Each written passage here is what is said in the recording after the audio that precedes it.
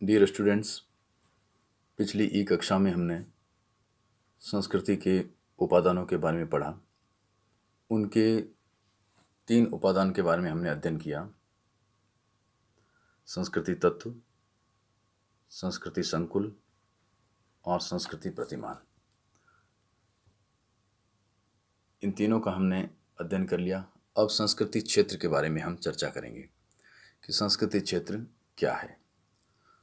सर्वप्रथम मैं आप लोगों को बताना चाहूँगा कि संस्कृति क्षेत्र कल्चर एरिया की परिभाषा की अवधारणा क्लार्क विस्लर महोदय ने दी है। इनकी पुस्तक का नाम मैं पहले बता चुका हूँ, फिर भी दोहरान कर लेते हैं। Man and culture. कई बार प्रश्न पूछे जाते हैं, पुस्तक का नाम पूछ लिया जाता है, यह अवधारणा फलां अवधारणा किसने प्रतिपादित की है, उस विद्वान का नाम बताइए। तो आपको ध्यान में होना चाहिए, संस्कृति क्षेत्र वह क्षेत्र होता है जिसमें एक प्रकार की, या कहने का मतलब समान संस्कृति पाई जाती है। सांस्कृतिक तत्वों, संकुलों एवं प्रतिमानों का प्रसार एक निश्चित भौगोलिक क्षेत्र तक होता है।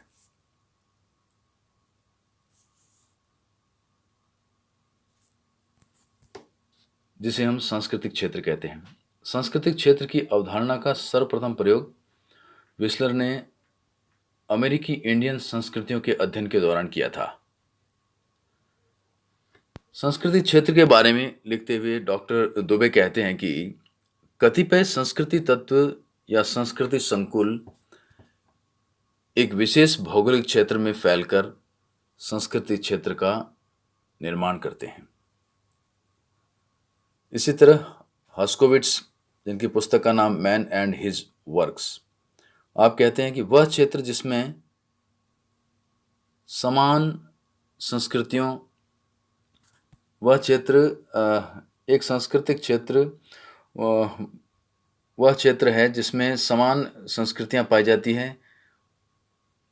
यह हस्कोविट्स महोदय ने बताया है। कहने का मतलब यह है कि ऐसा भौगोलिक क्षेत्र जिसमें संस्कृति के समान तत्व पाए जाते हैं, अर्थात समान तत्व या समान संकुल पाए जाते हैं। विस्लर कहते हैं कि संस्कृति क्षेत्र एक भौगोलिक क्षेत्र है जिसमें समान संस्कृतियों वाले अनेक सापेक्षिक रूप से स्वतंत्र समुदाय पाए जाते हैं।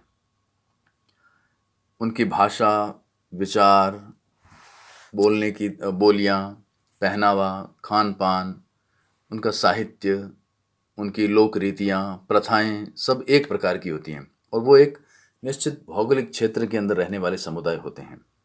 जैसे भारत को हिंदू संस्कृति का सांस्कृतिक क्षेत्र कहा जा सकता है। इंडिया के अंदर जो कल्चर एरिया है उसको हम ये कह सकते हैं कि हिंदू संस्कृति का सांस्कृतिक क्षेत्र है। तो इस तरह से आप लोगों को ये सांस्कृतिक क्षेत्र के बारे में बात समझ में आ गई होगी कि सांस्कृतिक क्षेत्र केवल और केवल एक ऐसा भौगोलिक क्षेत्र है जहाँ पर रहने वाले लोग एक प्रकार की संस्कृति का प्रतिनिधित्व करते हैं। उनमें उनकी बोलियाँ, उनके रीति रिवाज, उनके विचार, उनकी भाषा, ये सब एक प्रकार की होती है। उनके संस्कार, उनके जनरल एटिकेट्स, आदर सत्कार के मूल्य, ये सब एक प्रकार के होते हैं और यह पूरे उस भौगोलिक क्षेत्र में एक समान रूप से पाई जाती है। अब प्यारे विद्यार्थियों, एक प्रश्न हमेशा पूछ लिया जाता है कि उप संस्कृति क्या है। तो उप संस्कृति की अवधारणा के बारे में भी आपको बता दें शॉर्ट में कि उप संस्कृति मुख्य संस्कृति की विरोधी नहीं है। उप संस्कृति क्या है?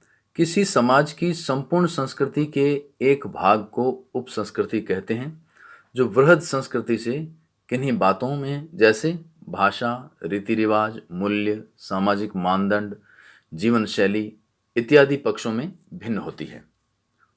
जैसे भारत की संस्कृति हिंदू संस्कृति है, या यूँ कहते हैं भारतीय संस्कृति है।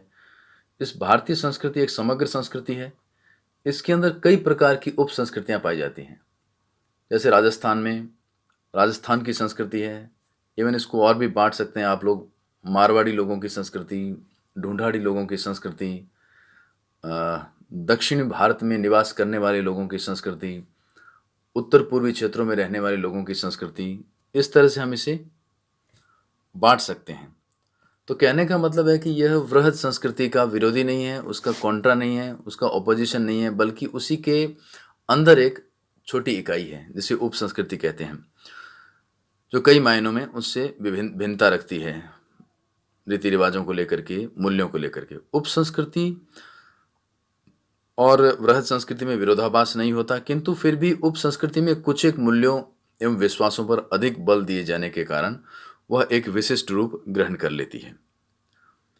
हिंदू संस्कृति भारतीय संस्कृति की उप संस्कृति है, ऐसा भी मान सकते हैं। हिंदू संस्कृति भारतीय संस्कृति की एक उप संस्कृति है। और एग्जाम्पल के माध्यम से आप समझ सकते हैं, वयस्क संस्कृति, सैनिक संस्कृति, महाविद्यालयी संस्कृति, दक्षिण भारतीय संस्कृति, पूर्वी भारतीय संस्कृति, ये सब उप संस्कृतियाँ हैं। उप संस्कृति हमारे अंतःक्रिया व रहने सोचने के दायरों को विशिष्ट व भिन्न बनाती हैं।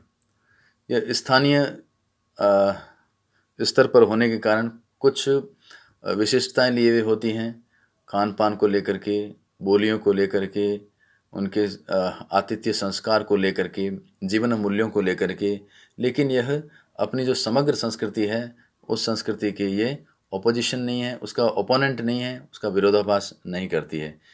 तो प्यारे विद्यार्थियों, ये आपको मैंने संस्कृति के जो 4 उपादान थे उनके बारे में बताया। संस्कृति तत्व क्या है, संस्कृति संकुल क्या है, संस्कृति प्रतिमान क्या है और संस्कृति क्षेत्र क्या है, इन चारों के बारे में आपको बताया। साथ ही साथ उप संस्कृति के बारे में बताया कि उप संस्कृति क्या है। कई बार प्रश्न विद्यार्थी पूछते हैं कि उप संस्कृति और संस्कृति क्या विरोधाभासी हैं, तो ये मैंने स्पष्ट किया यहाँ पर।